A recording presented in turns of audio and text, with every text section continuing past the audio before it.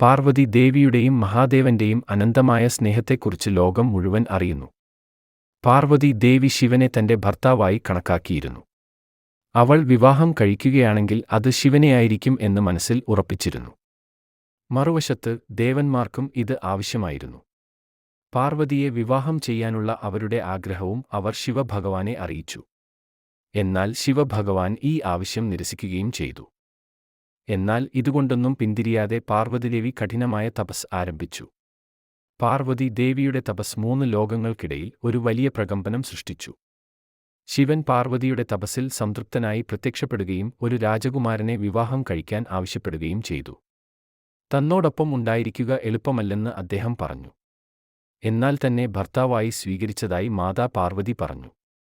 മറ്റാരെയും വിവാഹം കഴിക്കുകയില്ല എന്നും അറിയിച്ചു.